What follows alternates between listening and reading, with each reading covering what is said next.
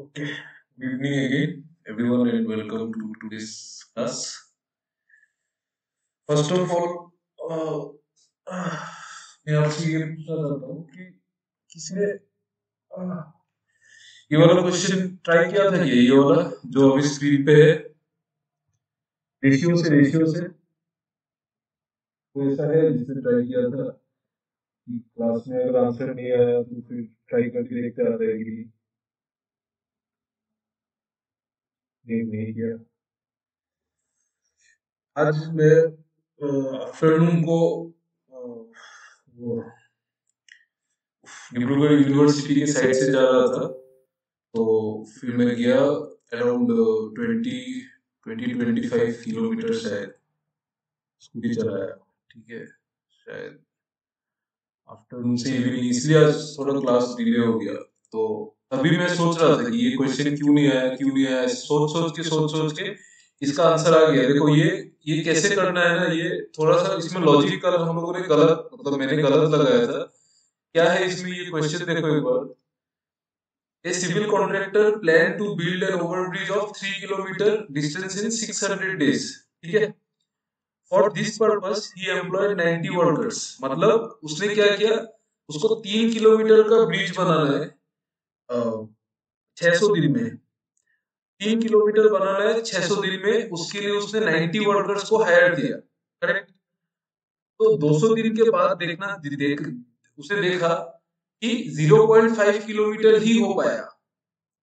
200 दिन के बाद 0.5 किलोमीटर ही हो पाया, बट होना कितना चाहिए था। कल हम लोग ये डिस्कस कर रहे थे, अगर मैं टोटल वर्क को 3 ले लेता हूँ तो एक्चुअली 200 दिन में कितना होना चाहिए था। 200 दिन में 1/3 वर्क हो जाना चाहिए था, है ना। पूरा काम अगर 600 डेज में होना चाहिए तो उस हिसाब से 200 दिन में 1/3 होना चाहिए।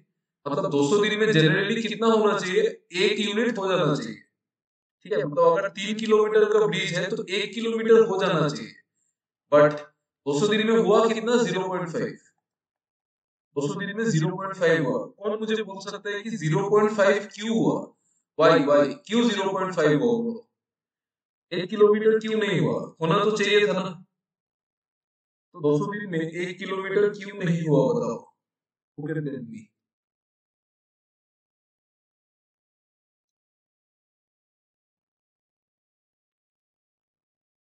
क्यों नहीं हुआ बोलो।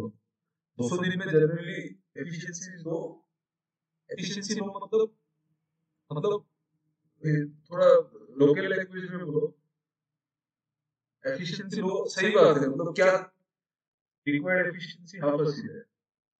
Very good, required efficiency half था इसीलिए नहीं हुआ। Very nice, required efficiency half था, इसका मतलब जो 90 वर्कर्स एम्प्लॉय हुए ना, 90 नहीं होना चाहिए था। एक्चुअली कितना होना चाहिए था, एक्चुअली होना चाहिए था 180 वर्कर्स, 180 वर्कर्स होना चाहिए था। ठीक है, ये चीज समझना बहुत जरूरी है। देखो 0.5, अगर आपका 1/3 टाइम में 180 वर्कर्स अगर हो जाता, 180 वर्कर्स अगर हो जाता तो 1 किलोमीटर बन जाता। लेकिन यहाँ पे 90 वर्कर्स ही था, तभी तो काम आधा हुआ ना। अगर लोग आधा थे तभी तो काम आधा हुआ ना। ठीक है। तो अभी देखो, अभी इस चीज को अगर आप समझ लेंगे ना तो क्वेश्चन बन जाता है। देखो अभी है हमारे पास रिमेनिंग कितना डेज, रिमेनिंग बचा है 400 डेज, रिमेनिंग 400 डेज है।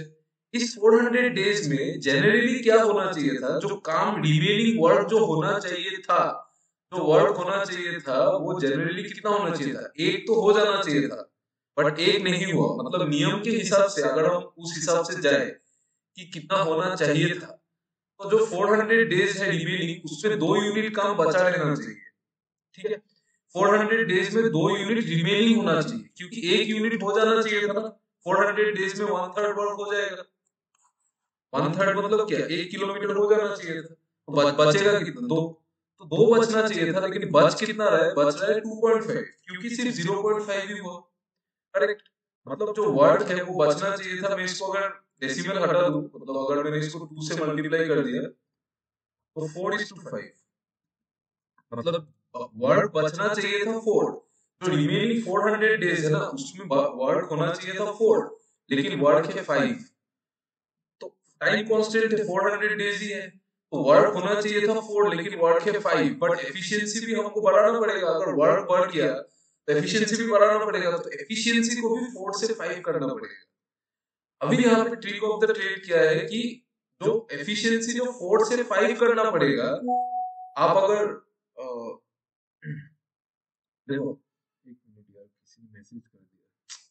देखो, अगर आपको एफिशिएंसी जो है वो 4 से 5 करना पड़ेगा ना, तो रिमेनिंग 400 डेज के लिए एफिशिएंसी कितना होना चाहिए था, आप खुद बोलो तो। अगर वर्क रिमेन होता 4 यूनिट्स, समझ में आ रहा है आप लोगों को? 4 यूनिट्स छोड़ो, 2 यूनिट्स देखो ये वाला, मैंने बोला आपको वर्क होना चाहिए था 2, लेकिन है कितना 2.5, ठीक है। वर्क रिमेनिंग होना चाहिए था 2, है कितना 2.5। तो ये जो वर्क रिमेनिंग है उसके लिए वर्कर्स कितना होना चाहिए था, वर्कर्स 90 नहीं होना चाहिए था, पता है, वर्कर्स होना चाहिए था 180, ठीक है। वर्कर्स होना चाहिए था 180, क्योंकि जो 2 यूनिट्स काम बचा है ना, वो करने के लिए आपको टाइम में, अगर आप 400 डेज में अगर आपको 2 यूनिट्स काम करना पड़ता, तो आपको 180 वर्कर्स चाहिए था। इसका मतलब ये जो 4 यूनिट्स है इसका वैल्यू 180 है। 4 यूनिट्स का वैल्यू अगर 180 है तो 1 यूनिट का वैल्यू कितना होगा, 1 यूनिट का वैल्यू होगा 45। तो अभी कितना वर्कर्स चाहिए, 5 यूनिट, मतलब 5 यूनिट का वैल्यू कितना होगा 225। 225, तो पहले कितना वर्कर्स था 90 था, तो एक्स्ट्रा कितना चाहिए, एक्स्ट्रा चाहिए 135। ये था इसमें, ये चीज हम लोग, मैं बार बार कल मिस कर रहा था, ये मुझे आज जाके सोच के थोड़ा सा रियलाइज हुआ, तो ये ठीक है, ऐसी बनी गई है। आप लोगों को समझ में? देखो, जो रिमेनिंग वर्क था वो, उसके लिए एफिशिएंसी 90 नहीं है, उसके लिए 180 है। अगर आप 90 एफिशिएंसी से करेंगे ना, तो कभी भी काम खत्म ही नहीं होगा। अगर आप रिमेनिंग वर्क जो है, जो रिमेनिंग वर्क है 400 डेज का जो वर्क है, उसपे आपका एफिशिएंसी एक्चुअली में होना चाहिए 180 वर्कर्स। 180 वर्कर्स होने से ही वो 400 डेज में काम खत्म होगा, नहीं तो होगा ही नहीं, ठीक है। और बट अभी आपको 180 से भी नहीं चलेगा, अभी आपको और भी ज्यादा चाहिए। क्यों? क्योंकि एक यूनिट काम तो खत्म ही नहीं हुआ ना, काम खत्म भी तो 0.5 हुआ, तो रिमेनिंग वर्क भी तो बढ़ गया ना, रिमेनिंग वर्क भी बढ़ गया। अगर आपका रिमेनिंग वर्क 2 यूनिट्स होता, तब आपको वर्कर्स चाहिए 180, लेकिन आपका रिमेनिंग वर्क भी तो इंक्रीज हो गया 2.5, तो अभी आपको वर्कर भी ज्यादा चाहिए। है समझ में? ऐसे हो गया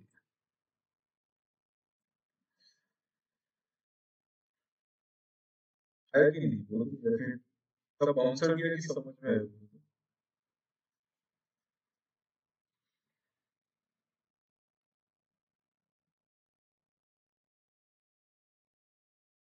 नहीं आया कि समझ में? अरे यार, नहीं आया, फिर से एक्सप्लेन करना है क्या? आया, फिर से एक्सप्लेन करना है तो बोलो एक बार, आप तो बोलो यार, मेरे से फ्री तो हो जाओ, फिर एक्सप्लेन करने से बोलो, कर दूंगा, क्या प्रॉब्लम है? देखो, जिन लोगों को समझ में नहीं आया, आप लोग एक बार और एक बार देख लो। तो आप लोग ये मत सोचो कि फिर से एक्सप्लेन करने में भी कुछ एनर्जी जाएगा, ऐसा कुछ नहीं, ठीक है। ये मेरा काम है, ये मुझे काम करना अच्छे से आता है, और आपको भी मुझसे काम निकलवाना अच्छे से आना चाहिए, ठीक है। अदरवाइज आपको फायदा नहीं होगा ना, सिर्फ मैं अगर एक एक बार एक्सप्लेन करके चला गया, आपका क्या फायदा है, आप सिर्फ, उसमें कोई फायदा नहीं है, ठीक है। जब आपको अपॉर्चुनिटी मिल रहा है, चांस मिल रहा है कि 2-3 बार पूछ सकते हो, तो पूछो यार, पूछो, जितना बार समझ में नहीं आता उतनी बार पूछो, कोई प्रॉब्लम नहीं। ये नहीं कि 5-6 बार पूछ रहे हो, आप लोग भी थोड़ा सा एफर्ट लगाओ, लेकिन 2-3 बार एक्सपेरिमेंट करने में मुझे कोई प्रॉब्लम नहीं है। देखो, a civil contractor plan to build an overbridge of 3 kilometre in 600 days. Concept क्या बोल रहा है कि 3 किलोमीटर होना चाहिए 600 डेज में, मतलब कॉन्सेप्ट क्या बोल रहा हूँ, ये होना चाहिए, ठीक है। 600 डेज में 3 किलोमीटर होना चाहिए, तो 200 डेज में कितना होना चाहिए? अगर 600 डेज में 3 किलोमीटर होना चाहिए, तो 200 डेज में 1 किलोमीटर होना चाहिए। मतलब रिमेनिंग जो 400 डेज है, रिमेनिंग जो 400 डेज है, उसके लिए कितना बचना चाहिए? 2 किलोमीटर बचना चाहिए। जनरली जो कॉन्ट्रैक्टर ने सोच के ये काम चालू किया, उसको ऐसा लगा कि 400 डेज में 2 किलोमीटर होगा, क्योंकि 200 दिन में 1 किलोमीटर होगा, वर्क तो यूनिफॉर्मली जाएगा ना, करेक्ट, ठीक है। उसने क्या किया, उसके लिए 90 वर्कर्स हायर किया, 90 वर्कर्स हायर करके उसने देखा कि 200 दिन में सिर्फ 0.5 किलोमीटर हुआ है। 90 वर्कर्स हायर करने के बाद उसने देखा कि 200 दिन में सिर्फ आधा काम हुआ है, आधा काम हुआ है। मतलब 200 दिन में होना चाहिए था 1 किलोमीटर ना, बट हुआ कितना, 0.5 किलोमीटर। क्यों हुआ 0.5? क्योंकि उसने वर्कर्स कम हायर किए। ठीक है, तो मतलब समझ में आ रहा है ना, 200 दिन में 1 किलोमीटर की जगह 0.5 हुआ, मतलब उसने 90 हायर किए ना वर्कर्स, इसीलिए 0.5 हुआ। अगर वो 180 हायर करता, डबल हायर करता, तो काम भी डबल होता, तो काम 1 किलोमीटर हो जाता। करेक्ट। अभी हम लोग बात करेंगे for the remaining 400 days, you have to see only the remaining work. Remaining 400 days में जो वर्क है वो कॉन्ट्रैक्टर के हिसाब से बचना चाहिए था। कितना कितना रिमेनिंग होना चाहिए था, 2 होना चाहिए था, बट एक्चुअली में कितना बचा है, 0.5 ही हुआ है, तो 2.5 बचा है ना, 2.5 बचा है। करेक्ट, 2.5 बचा है, तो वर्क का रेशियो क्या हो गया, 4 से 5 हो गया। तो ये 400 डेज टाइम कांस्टेंट है, तो एफिशिएंसी का रेशियो भी क्या होगा, 4 से 5 होगा। अगर कॉन्ट्रैक्टर का हिसाब से जो उसने कैलकुलेट किया था उसके हिसाब से जो 400 डेज रिमेनिंग है, वहां पे कितना, वहां पे काम होना चाहिए था दो, मतलब 400 डेज के लिए काम बचना चाहिए था 2 किलोमीटर। वो 2 किलोमीटर के लिए वर्कर्स होने चाहिए थे उसके पास 180। इसका मतलब 4 यूनिट का वैल्यू है 180, तो 1 यूनिट का वैल्यू है 45। आपको क्या पूछा है, आपको पूछा है कितना वर्कर्स चाहिए। अभी तो काम बचा है 5 यूनिट ना, तो 5 यूनिट का वैल्यू कितना है, 225। मतलब जो 2.5 किलोमीटर जो बचा है उसके लिए 225 वर्कर्स चाहिए। क्वेश्चन में बोला है कि 90 वर्कर्स ऑलरेडी है, तो एक्स्ट्रा कितना चाहिए, माइनस करके आंसर। अभी अभी समझ में, I think now it is clear to है। बताओ,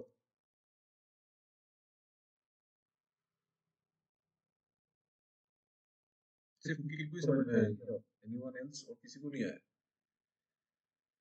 थोड़ा दिमाग लगाओ यार, अभी तो बहुत सारा हो गया टाइम, इन्वॉल्व खत्म भी हो गया। ये वाला क्वेश्चन कीजिए तो, किसी को अगर कोई कॉन्ट्राडिक्टरी स्टेटमेंट है आप लोग वो भी बोल सकते हैं कि ऐसा क्यों हुआ, ऐसा नहीं होना चाहिए, वो भी बोल सकते हैं आप लोग, कोई प्रॉब्लम नहीं। और अगर आपको देखो, अगर आपको ज्यादा प्रॉब्लम होता है ना, रेशियो में मत जाओ, ये एमडीडब्ल्यू में चला जाओ, सेफ है, एग्जाम में बहुत अच्छे से याद रहेगा, फॉर्मूला है एमडीडब्ल्यू, इसमें चला जाओ, कोई प्रॉब्लम नहीं है। ये वाला क्वेश्चन कीजिए।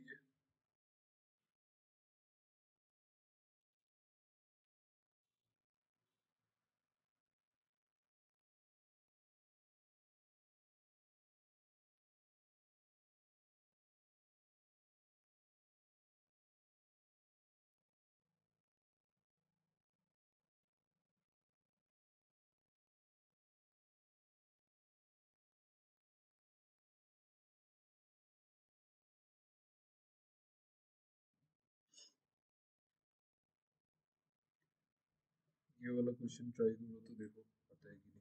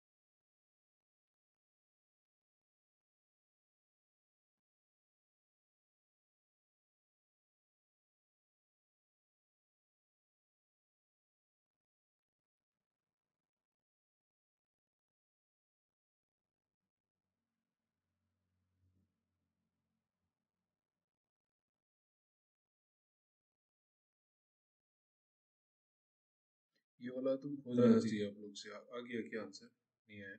ट्राई करो, ये इजी क्वेश्चन है, ट्राई करो आराम से।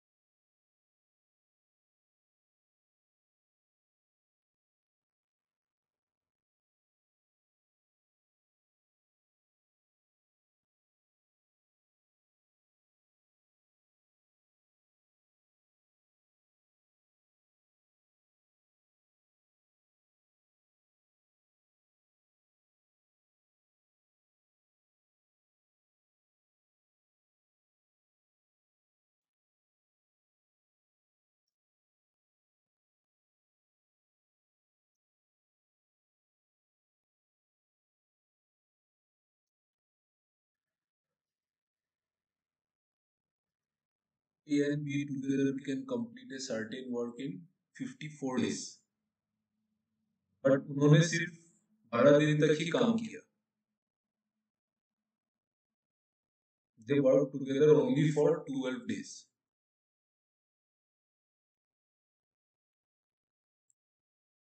The remaining work was completed by A, B and C together in 28 days. देखो इसको करने का मैं कोई दिखा रहा हूँ, आप लोग देखो तो आप लोगों ने कैसे प्रोसीड किया।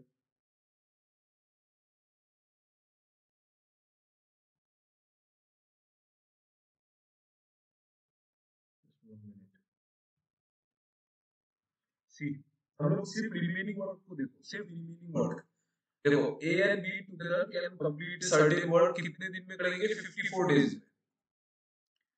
ए और बी एक काम को कितने दिन में करेंगे? 54 डेज में कंप्लीट कर देंगे काम।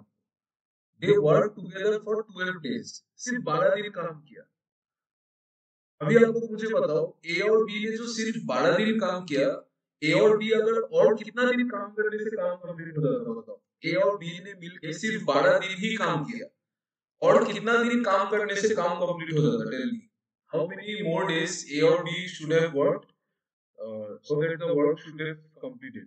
कितना होगा मतलब 42 डेज। समझ में आ रहा है ना मैं क्या बोल रहा हूँ?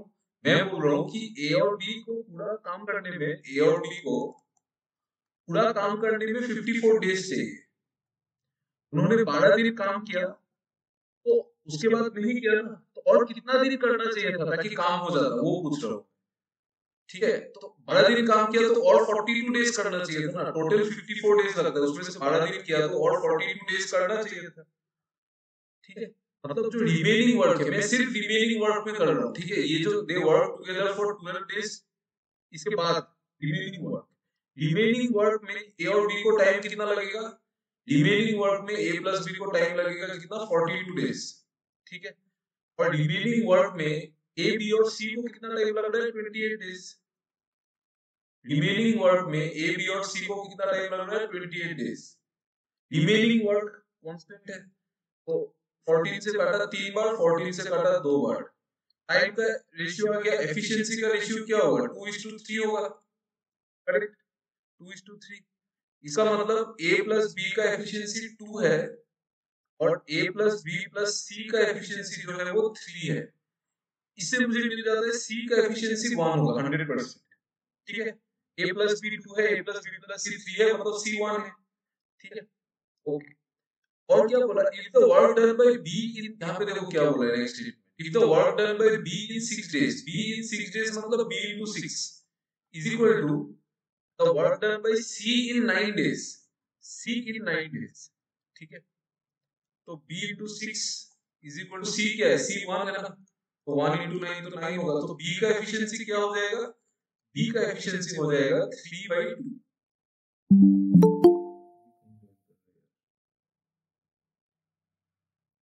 Good evening player. B का जो एफिशिएंसी हो जाएगा वो होगा 3/2, प्रोवाइडेड C का एफिशिएंसी 1 है। C का अगर एफिशिएंसी 1 होता है तभी होगा B का एफिशिएंसी 3/2। अदरवाइज B का एफिशिएंसी B 3/2 into C है। ठीक है, छोड़ो ये सब छोड़ो। तो B का एफिशिएंसी है 3/2, B का एफिशिएंसी है 3/2 मतलब 1.5। ठीक है, तो B का एफिशिएंसी कितना है? 1.5 है। बी का एफिशिएंसी 1.5 है तो ए का एफिशिएंसी कितना है 0.5, करेक्ट। यहां से निकला इस इक्वेशन से, ठीक है। आपको क्या बोला, ए alone can complete 2/3 of the work in how many days, 2/3 of the work करना है। वर्क कितना है, वर्क कितना है, वर्क है, वर्क कितना है देखो, A and B can complete a certain work in 54 days. A और बी का कंबाइंड एफिशिएंसी कितना है 2, तो वर्क कितना है 2 into 54, ठीक है। ये मैं फिर से लिख रहा हूं, this is actually a plus b into 54, मतलब इट इज 2 into 54, करेक्ट। ये वर्क है, वर्क कौन करेगा, ए करेगा, ए करेगा। ए को टाइम कितना लगेगा वो पूछा है, तो time is equal to work by efficiency. तो वर्क जो है वो 2/3 वर्क करना है, 2/3 ऑफ वर्क कितना आया था 2 into 54, और एफिशिएंसी ए और बी का कंबाइंड एफिशिएंसी कितना है, अच्छा नहीं सिर्फ ए को करना है, ए का एफिशिएंसी कितना है 0.5, तो 0.5, तो 2 into 2 into 54 into 2 divided by 3, ये कटेगा 18 80 into 8 is your answer which is 100 and कितना होता है 44, option C. Very good question. इसको आप लोग और भी तरीके से कर सकते हैं, बहुत सारा मेथड इसको करने का, आप लोग यहाँ से भी स्टार्ट कर सकते हैं।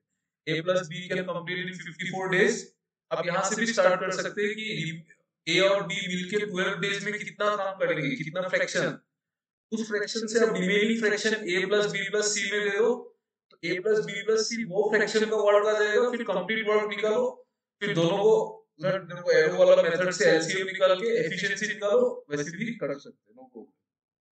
बट मुझे लगा कि इसमें करने से ज्यादा जल्दी आंसर आएगा अगर हमने सिर्फ रिमेनिंग वर्क पे ही लगाया, बस सिर्फ रिमेनिंग वर्क पे लगा, कोई प्रॉब्लम नहीं, कोई भी कांस्टेंट वर्क पकड़ लो। समझ में आया आप लोगों को ये चीज, देखो तो एक बार समझ में आएगी कि नहीं।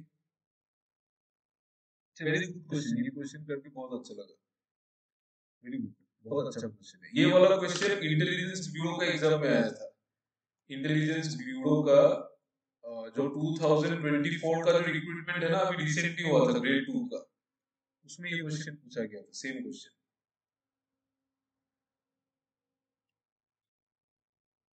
आया आप लोगों को समझ में आया कि नहीं, बोलो तो, या फिर वापस समझाना पड़ेगा, बोलो यार, आप लोग कुछ बोलते ही नहीं है। But yes, what about others, repeat करना है तो बोलो यार।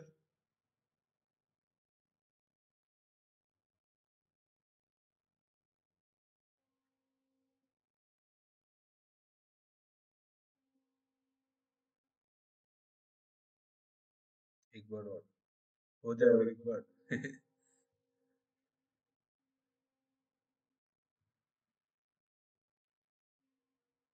एक और बार हो जाए।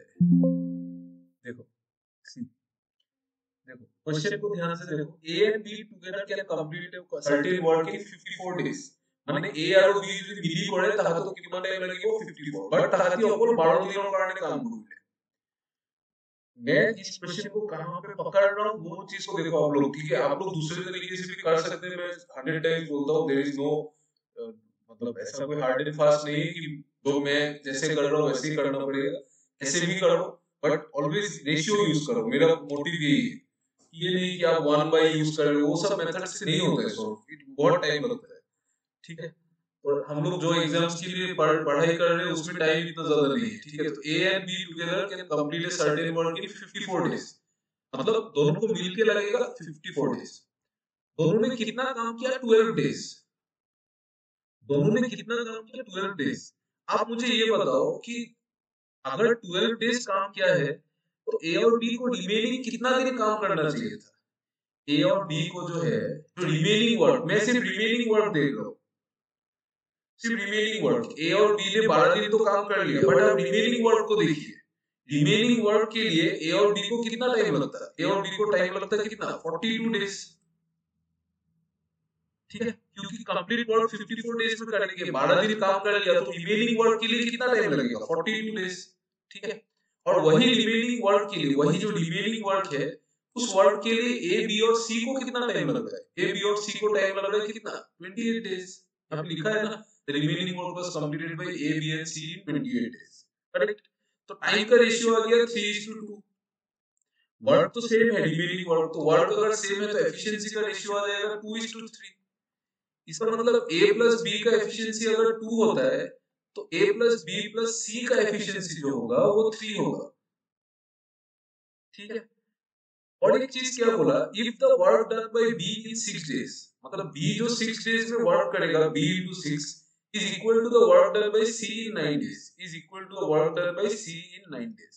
इसका मतलब बी और सी का जो एफिशिएंसी का रेशियो बनेगा बी बाई सी वो 3/2 बनेगा। ठीक है। मतलब अगर सी 2 होगा तो बी 3 होना चाहिए। ये बात है। ठीक है। तो सी अगर 2 होगा तो बी 3 होना चाहिए। बट यहाँ पे मुझे सी तो 1 मिल गया था ना ऑलरेडी, यहाँ से डायरेक्ट 1 पहले हम लोग निकाल देंगे। देखो सी ए प्लस बी 2 है, ए प्लस बी प्लस सी 3 है, तो सी तो 1 है। तो सी अगर 1 है तो बी क्या होगा 3/2, मतलब बी क्या होगा 3/2 मतलब 1.5। तो बी अगर 1.5 है, ये अगर 1.5 है तो ए कितना होगा, ए होगा 0.5, क्योंकि ए प्लस बी तो 2 है ना। करेक्ट। आपको क्वेश्चन में क्या पूछा, then A alone can complete 2/3 of the work in how many days. A अकेला करेगा 2/3 ऑफ द वर्क करेगा। Now what is the work, total work कितना है। टोटल वर्क है A and B can complete a certain work in 54 days, मतलब टोटल वर्क जो है that is A plus B का एफिशिएंसी मल्टीप्लाइड बाय 54। ठीक है। ए प्लस बी का एफिशिएंसी कितना है, 2 है ना, यहाँ पे यहाँ से निकला ना 2, तो 2 इंटू 54 ये हमारा टोटल वर्क है। ठीक है। तो आपको क्या पूछा है, आपको पूछा है कि A alone can complete 2/3 of the work, तो टाइम पूछा है ना, time is equal to 2/3 of the work by efficiency of A. तो 2/3 ऑफ वर्क कितना है, 2 इंटू 54, एफिशिएंसी ऑफ ए है हाफ, इसका कैलकुलेट करने से 144 आएगा। अभी समझ में आया।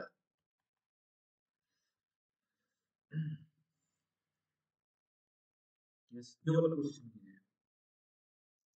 ये इसका आंसर आप लोग प्लीज खुद निकालो यार। I think this is a can complete a certain work in 36, B का एफिशिएंसी दिया हुआ है 33.33% less, C is 50% less, all the three started but A days 9 after start, B days completion in how many days। ये कर लोगे आप लोग, करो ऐसा क्वेश्चन बहुत बार किया है, करो जल्दी करो, इसका आंसर निकालो, जस्ट 2 मिनट में।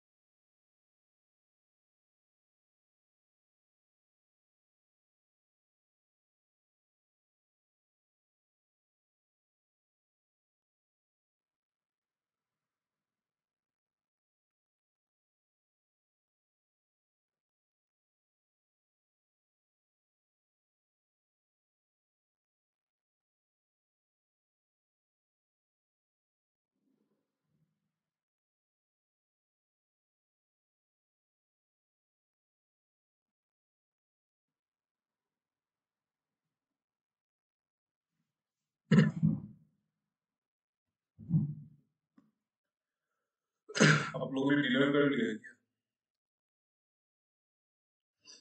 डिनर हो गया या क्लास के बाद करना है।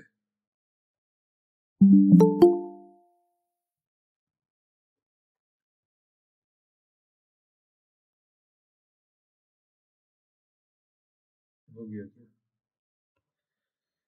बाकी ऐसे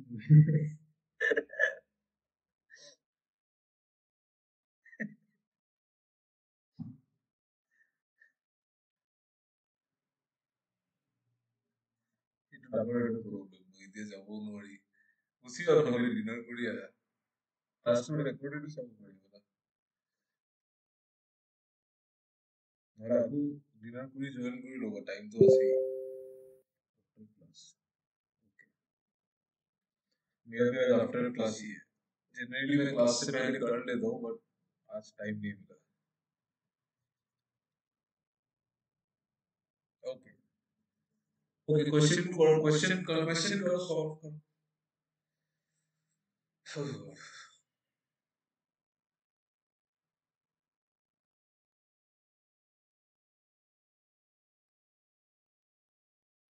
लोग रोज घर का ही खाना खाते हो क्या बाहर कभी बाहर नहीं खाते हो क्या मतलब बाहर या फिर कुछ स्पेशल एनीथिंग ठंड में तो अच्छा अच्छा खाना खा के अच्छा लगता है ना मुझे तो बहुत अच्छा लगता है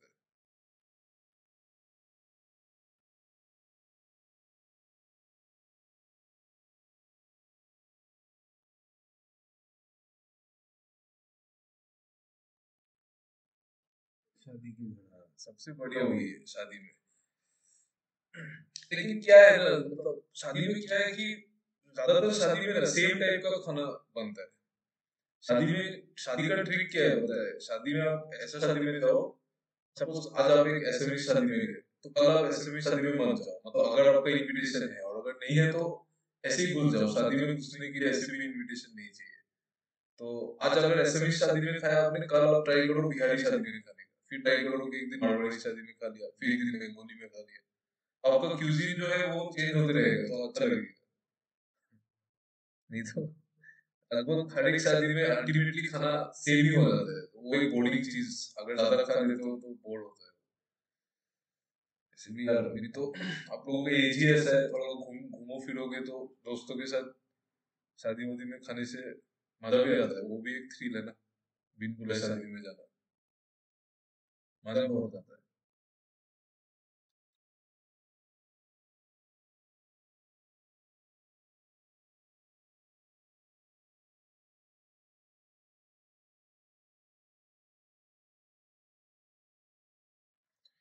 चलो चलो ये क्वेश्चन क्या हो गया इसमें अभी भी नहीं हुआ देखो C A can complete work in 36 days ये क्वेश्चन को आप बहुत ज्यादा बड़ा करेंगे तो ये बहुत बड़ा होते रहेगा जरूरत नहीं है बड़ा करने का छोटा करो देखो B is 33.33 less efficient than A 33.33 मतलब 1/3 मतलब बी और ए का जो एफिशिएंसी का रेशियो निकाल रहा हूँ ठीक है तो बी लेस है मतलब 1/3 लेस है मतलब ए का अगर 3 है तो बी का होगा 2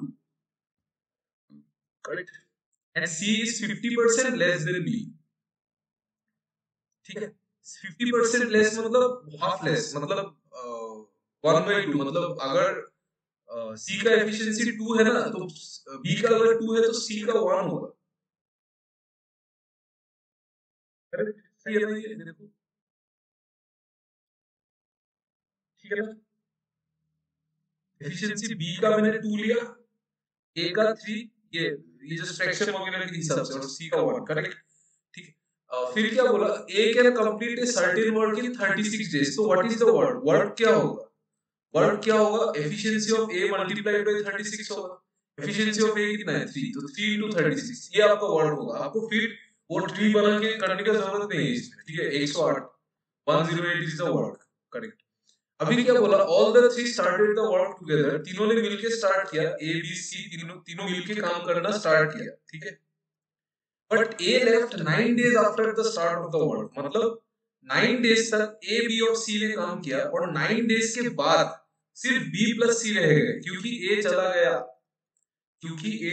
देखो A left 9 days after the start तो 9 days के बाद ए गायब है and B left 3 days before the completion of the work मतलब लास्ट का जो 3 days था उसमें बी भी नहीं था लास्ट का 3 days में बी नहीं था तो कौन था सी था सी तो था ना हमेशा रहने वाला आदमी एक आदमी रहता है आपके ग्रुप में जो कुछ भी हो जाए वो नहीं जाएगा तो कौन है वो सी है सी लास्ट का 3 days भी सी था ठीक है क्योंकि B left 3 days before completion ना तो लास्ट का 3 days बी नहीं था तो सी था भाई तो सी ने लास्ट का 3 days में कितना काम किया होगा सी का एफिशिएंसी 1 है सी 3 दिन में कितना करेगा सिर्फ 3 यूनिट ही काम कर पाएगा करेक्ट। सी जो है 3 दिन में सिर्फ 3 यूनिट काम करेगा। ए बी और सी मिलके 9 दिन में कितना करेंगे? ए बी और सी मिलके ए बी और सी का कंबाइंड एफिशिएंसी कितना है? 2 + 3 5 + 1 6। हमने ए का एफिशिएंसी 3 लिया है, बी का एफिशिएंसी 2 लिया है और सी का एफिशिएंसी 1 लिया है। तो ए प्लस बी प्लस सी का एफिशिएंसी कितना होगा? 6। तो 9 दिन में कितना करेंगे वो लोग? 9 × 6 करेंगे, तो 54 यूनिट्स वर्क करेंगे 9 दिन में। इधर हो गया 54 यूनिट्स, इधर हो गया 3 यूनिट्स। टोटल कितना हुआ? 57। टोटल वर्क है 108, बचा कितना है? 108 में से 57 हो गया तो बचेगा 51। ये 51 यूनिट्स वर्क बी और सी करेंगे। बीच में जो वर्क होगा बी और सी ने क्या होगा, तो ये 51 यूनिट्स बी और सी कितने दिन में करेंगे? Time is equal to work by efficiency. तो 51 divided by B plus C का एफिशिएंसी जोड़ दो, बी और सी 3, तो 17 दिन में करेंगे। मतलब ये जो बीच में बी और सी ने कितना दिन काम किया होगा? 17 डेज। तो पूरा काम को करने में कितना दिन लगा? 17 + 3 20 + 9 29 डेज हुआ। ये क्वेश्चन हम लोगों ने किया है ना, ऐसा क्वेश्चन आया समझ में? यार आप लोग खुद भी आंसर दिया करो, आप लोग तो आंसर ही नहीं दे रहे हो, क्या हो गया? अभी तो बहुत हो गया यार, हम लोग तो लास्ट अराउंड, हमने ये क्लास कब से स्टार्ट किया था? मैथ्स का, मैथ्स रीजनिंग का नवंबर से किया था क्या, या फिर अक्टूबर से किया था?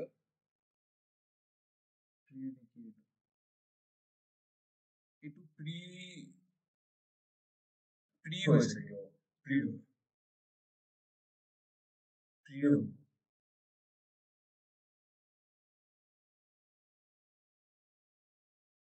अक्टूबर या नवंबर, मुझे ऐसा याद आ रहा है कि शायद हमने नवंबर से किया था, ना कि अक्टूबर से किया था। अक्टूबर से किया था शायद। सही सही, अक्टूबर से किया था ना, हाँ अक्टूबर से किया था। तो अक्टूबर नवंबर दिसंबर जनवरी, यार 4 महीने तो हो गया। 4 महीने में आप लोग एटलीस्ट ये वर्क वाला टाइम एंड वर्क का मुझे एक्सपेक्टेशन है सारा क्वेश्चन होना चाहिए। देखो टाइम एंड वर्क अगर नहीं होगा तो टाइम स्पीड एंड डिस्टेंस कैसे होगा, बोलो तो एवरेज कैसे होगा, एलिवेशन कैसे होगा, वो सब तो इससे भी थोड़ा सा मतलब थोड़ा थोड़ा तो क्रिटिकल है ना, उतना भी ज्यादा नहीं लेकिन थोड़ा तो है ना। तो टाइम एंड वर्क तो यार हो जाना चाहिए। ठीक है, चलो कोई बात नहीं, मन उदास मत करो। ये क्वेश्चन समझ में आया कि नहीं, बोलो तो एक बार रिप्लाई कर दो, ये क्वेश्चन समझ में आया कि नहीं, then we can move forward.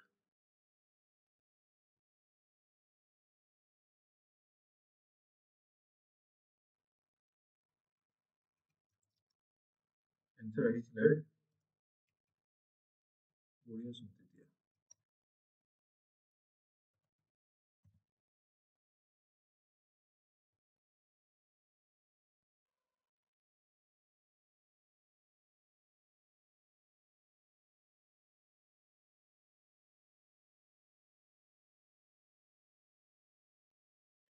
बढ़िया बढ़िया, वेरी नाइस।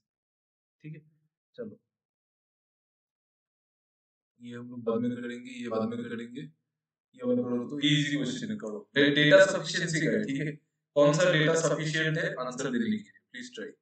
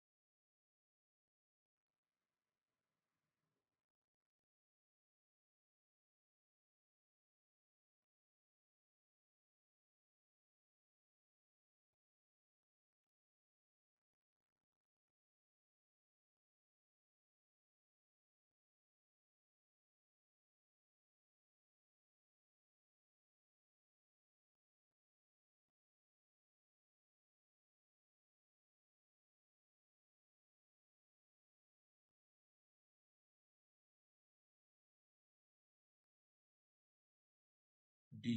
ओके, आप लोग का तो डाटा सफिशिएंसी का जी हो गया, आप लोग जी।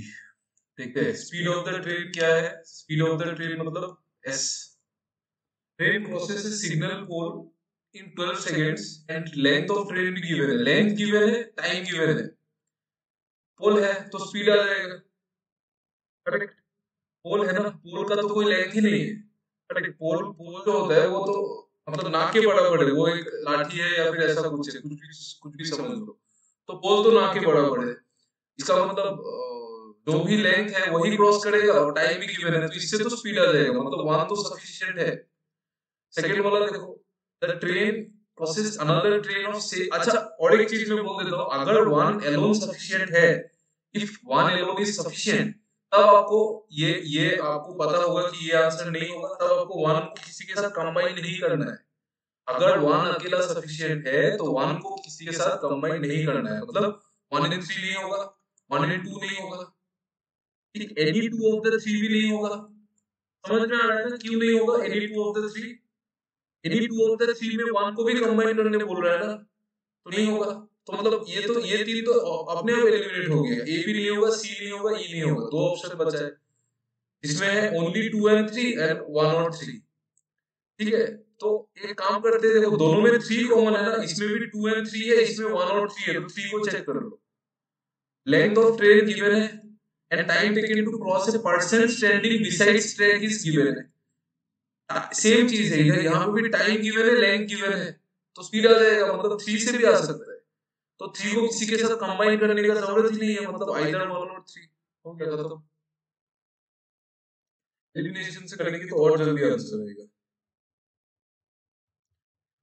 Did you get my point? मैं क्या बोल रहा हूँ वो समझ में आया कि नहीं? Question, this question is not so much important क्योंकि ये उतना टफ नहीं है, ठीक है। बस मैं जो बोल रहा हूँ वो देखो कि कैसे एलिमिनेट किया, ये समझ में आया कि नहीं, इसको एक बार चेक कर लो, अपना दिमाग में बिठा लो कि अगर आपका आंसर सिर्फ 1 से आ जा रहा है ना, अगर 1 से आंसर आता है तो आपको 1 को किसी के साथ कंबाइन नहीं करना है। इसका मतलब 1 and 3 नहीं होगा, क्रॉस कर दिया। 1 and 2 भी नहीं होगा, क्रॉस कर दिया। Any two of the three भी नहीं होगा, एनी टू मतलब आप 1 को भी ले सकते हो ना, तो वो भी नहीं होगा, ठीक है। तो ये भी नहीं होगा, ये भी नहीं होगा, ये भी नहीं होगा, तो बचा है बी और डी, और जिसमें दोनों में 3 कॉमन है, तो आप पहले 3 को चेक कर लो, तो 3 से आ गया, मतलब 1 और 3 से आ रहा। क्लियर है ना विश्वजीत? आप लोगों ने तो कर लिया।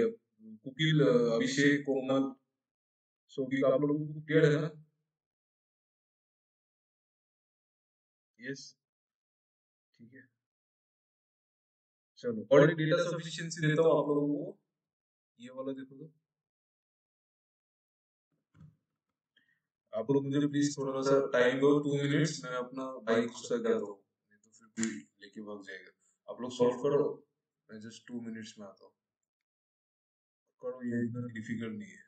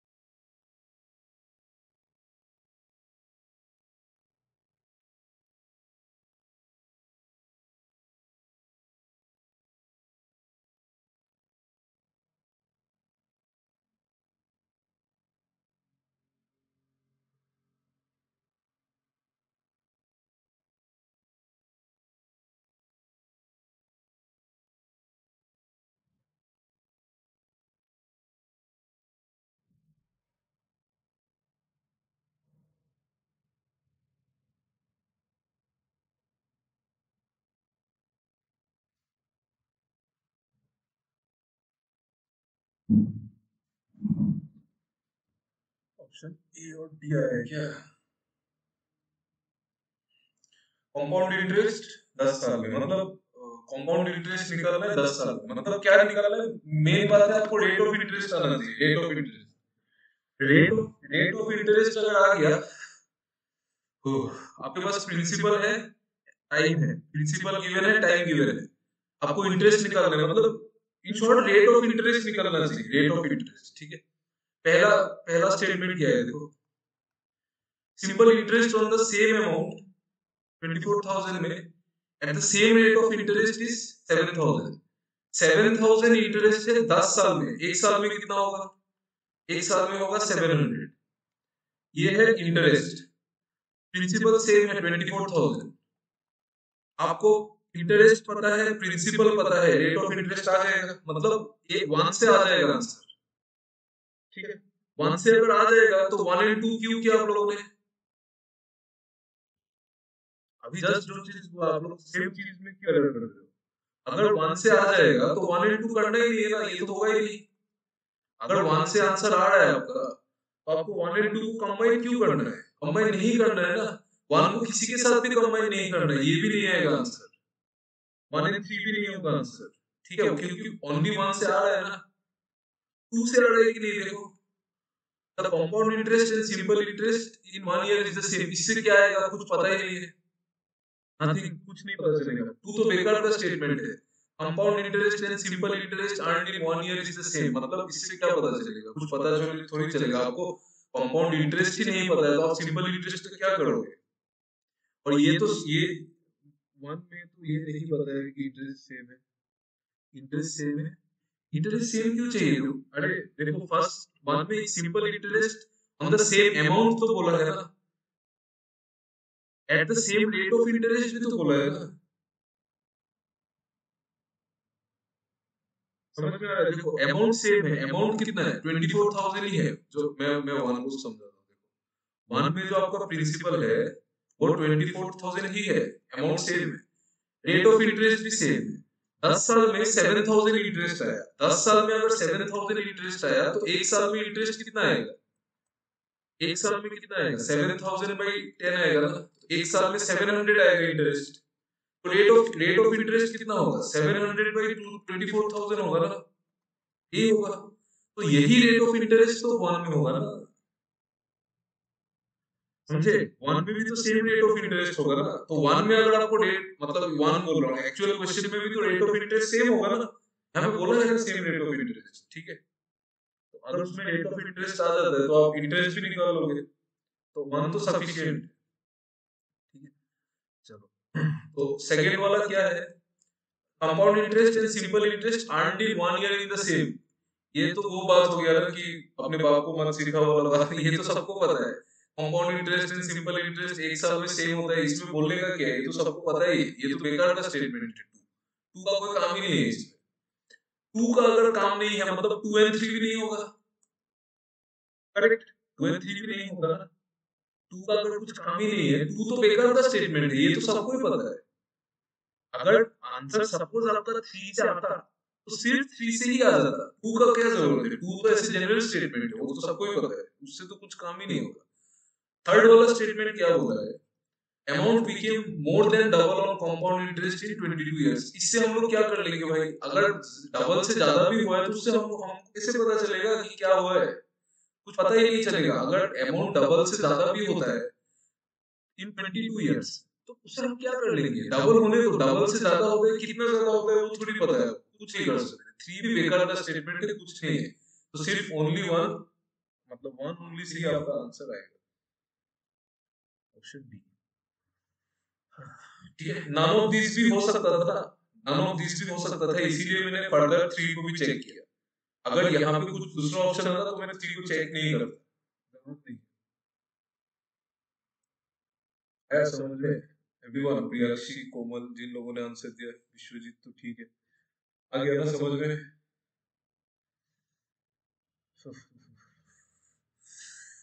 ठंडा बहुत है भाई।